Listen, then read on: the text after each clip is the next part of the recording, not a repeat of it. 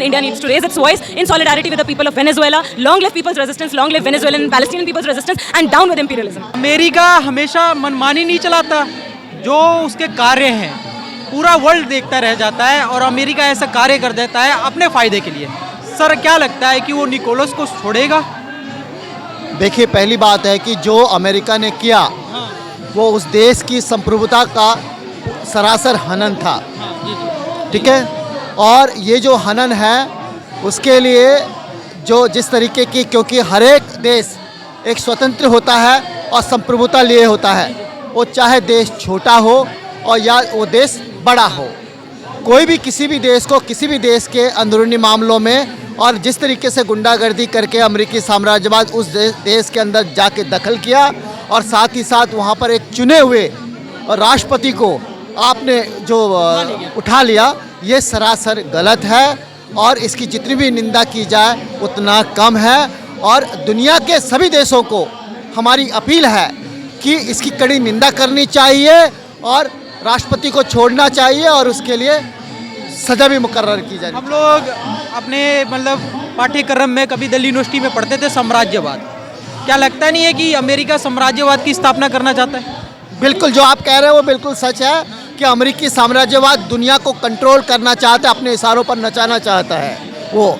और दुनिया के जो तेल संसाधन है, वो तेल के संसाधन के ऊपर ये कब्जा करने का ये खेल है। इराक और ईरान में भी ये वही काम कर रहा है, मिडिल ईस्ट के अंदर भी वो वही कर रहा है। तो दुनिया के अंदर भाई आपका संसाधन है, हिंदुस्तान का संसाधन है, हिंदुस्तान के संसाधन पर हिंदुस्तानी लोगों का अधिकार है। आपका क्या मतलब है, कोई बाहर का देश का क्या मतलब है कि एज ए हिंदुस्तानी के अंदर वो इंटरवेंशन करे? इस आधार पर कोई भी बहाना बना के हमारे देश के राष्ट्रपति या प्रधानमंत्री के ऊपर कोई हमला कर सकता है। तो इसीलिए हम इस चीज़ का विरोध करते हैं कि ऐसा नहीं होना चाहिए। क्या भारत का रवैया चुप है इसके प्रति? देखिए, हमारी तो अपील हम कहेंगे, हम अपने देश से कहेंगे कि इसमें इंटरवेंशन करना चाहिए, इसकी कड़ी निंदा करनी चाहिए और अमेरिकी के राष्ट्रपति की कड़ी निंदा करनी चाहिए। इस दिशा में हमारे देश के शासन को हस्तक्षेप करना चाहिए। अमेरिका की बात आ जाती है तो मेरे को डॉलर का भी ख्याल आता है सर, है ना। जहाँ डॉलर एक ऊंचाई पे पहुँच रहा है वहीं रुपया गिरते जा रहा है। कुछ भारत के हस्तक्षेप में बताइए कि रुपया गिरने से क्या चीज़ भारत में मतलब घटेगा और क्या मतलब प्रभाव पड़ेगा? देखिए, हम ये कहना चाहते हैं कि हर देश को अपना जो मुद्रा है उसको प्रचलन करने का पूरा अधिकार है, पर अमेरिका जो है, अमेरिकी साम्राज्यवाद है, वो डॉलर का दबदबा को कायम करने के लिए वो अपनी रणनीति अपनाता है, जो कि गलत है। हमारा हिंदुस्तान है, चाहे वो पाकिस्तान है, चाइना हो या ईरान हो, सबको अपना देश या अफगानिस्तान हो, सबको अपना जो देश का जो डॉलर है या अपना जो मुद्रा है उसको प्रचलन करने का और उसको बढ़ावा देने का पूरा अधिकार है।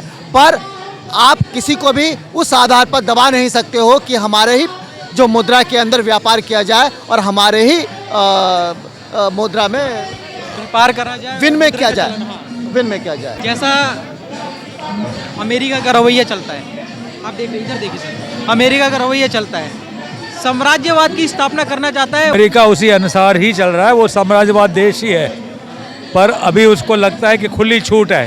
डायरेक्टली उठा लिया एक राष्ट्रपति को, मान सम्मान नहीं होता है क्या? देश का प्रोटोकॉल होता है, कुछ भी कर देगा क्या?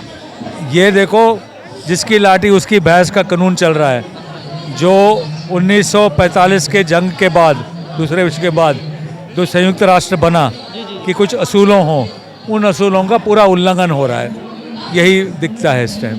क्या भारत को हस्तक्षेप करना चाहिए? जो हमारे देश हिंदुस्तान का फ़र्ज़ है, क्योंकि जो कर रहे हैं ये अमेरिका, या आज वेनेजुएला की बारी है, कल किसी और देश की बारी होगी, परसों तीसरी देश की बारी होगी, नरसों पूरी दुनिया की बारी होगी।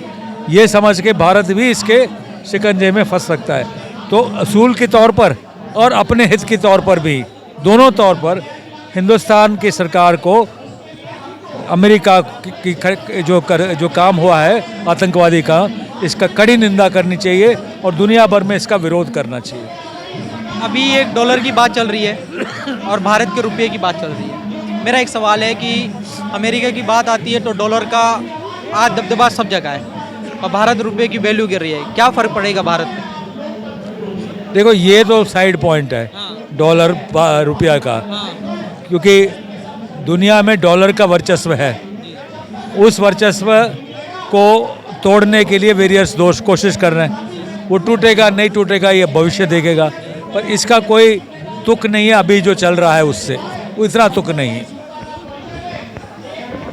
तेल संसाधन के लिए अमेरिका की हमेशा लड़ाई हुई है, इराक को भी तबाह करा, अफगानिस्तान में आपने देखा होगा खनिज संसाधन के लिए, ठीक है।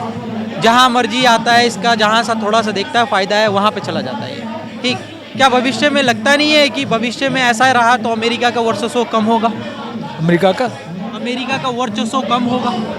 देखो, जो ऊपर चढ़ता है वो नीचे आएगा ही आएगा। ये तो दुनिया की, एक ज़माने में अंग्रेज़ जो कहते थे कि सूरज नहीं डूबेगा अंग्रेज साम्राज्यवाद में, अभी इंग्लैंड किधर है वो पता नहीं, यही बात है। हो जा हाल बुरा। हाँ, तो बात ये नहीं है, बात ये है कि जो तेल की भंडार पर अमेरिका के पास काफ़ी तेल है अपना, पर वो कोशिश कर रहा है कि उसके जो विपक्षी को तेल न मिले।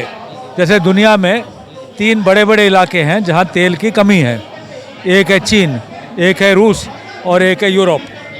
तो इन तीनों प्रतिद्वंदी को दबाने के लिए तेल का भंडार को अपने कब्जे में रखना चाहते हैं अमेरिका, इसलिए वो अरब का तेल वेनेजुएला का, इसलिए नहीं कि उनकी ज़रूरत है, वो दूसरे को भी इससे वंचित करने के लिए कर रहे हैं। तो तेल का मुद्दा तो महत्वपूर्ण मुद्दा है, पर सबसे अहम मुद्दा ये है कि इतिहास आगे बढ़ के वहाँ तक पहुँचा है कि हर लोग, हर देश को अपने देश को अपने अनुसार चलाने का, आर्थिक और राजनीतिक व्यवस्था बनाने का अधिकार है, और ये माना गया है दुनिया में। इसको ये दुनिया के जो पहिए, इतिहास के पहिए को ये पीछे धकेलना चाहते हैं, पुरानी जो बस्तीवादी, जो उपनिवेशवादी ज़माने में ले जाना चाहते हैं। वो सीधे कह रहे हैं कि वेनेजुएला हमारा उपनिवेश है, इनको घर चलाने का नहीं है, मैं चलाऊँगा इधर से, और अपने पीछे उसके जो 2 मंत्री है कहते हैं ये चलाएँगे इसको। भारत को भी सोचना चाहिए कि विरोध करना चाहिए, कल हम पे भी आ सकता है। भारत को जरूर विरोध करना चाहिए, मैंने कहा असूल के तौर पर, और दूसरा अपने हित के तौर पर भी। धन्यवाद सर।